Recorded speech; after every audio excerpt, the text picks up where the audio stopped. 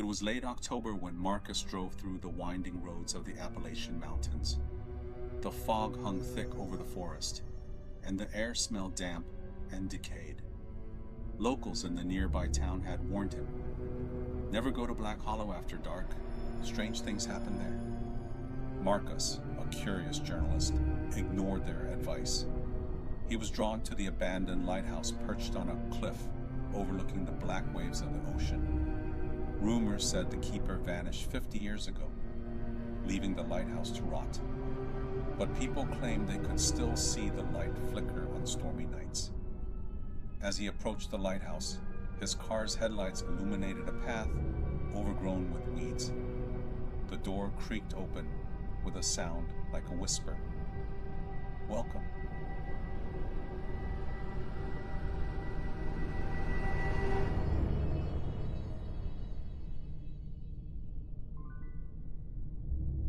Inside, the air was cold and stale, filled with the scent of salt, rust, and mold.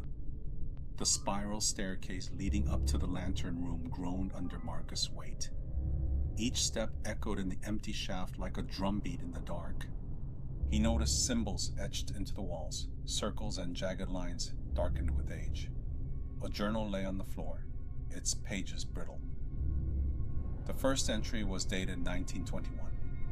"The light calls to me. It whispers my name. I cannot resist." Marcus shivered. He read on, each entry darker than the last.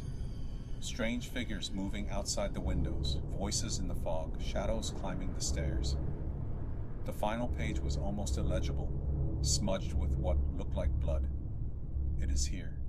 It waits. Forever."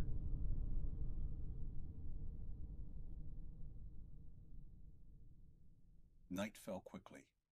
The fog from the ocean swallowed the cliffside, making the lighthouse appear isolated in a gray void. Marcus set up his camera to record, but the battery drained unnaturally fast, as if something was feeding off the electronics. Then he heard it.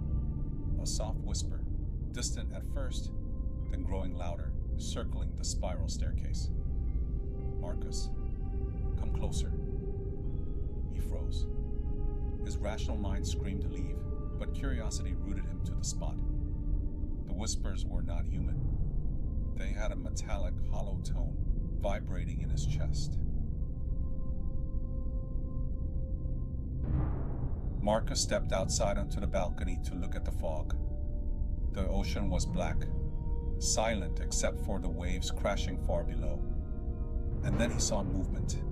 Shadowy figures walking along the cliffs, drifting unnaturally. They didn't have faces, just black voids where their features should have been. As he watched, the whispers returned, this time louder, urgent. "Join us.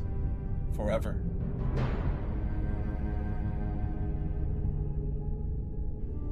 Against every instinct, Marcus climbed the spiral staircase. The wall seemed to pulse, breathing with him. When he reached the lantern room, he found the light burning, but no power source.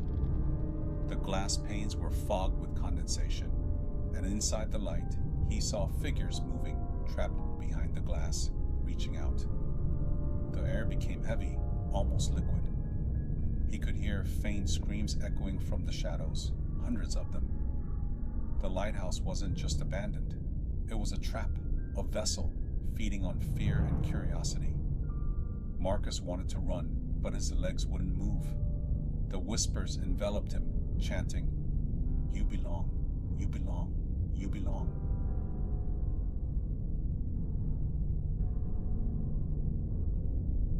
Suddenly, everything went silent.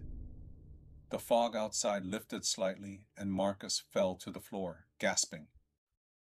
When he looked up, the figures were gone, but the symbols on the walls had changed. A new message was etched. Another arrives, another remains. Marcus scrambled down the staircase and ran into the forest, not stopping until the lighthouse was a distant silhouette in the mist. He returned to town, but no one believed him. His camera footage was static. Only glimpses of shadows, whispers, and that pulsing light remained. To this day, on foggy nights, locals swear the lighthouse flickers once more, and if you stand too close, you might hear your name whispered in the wind.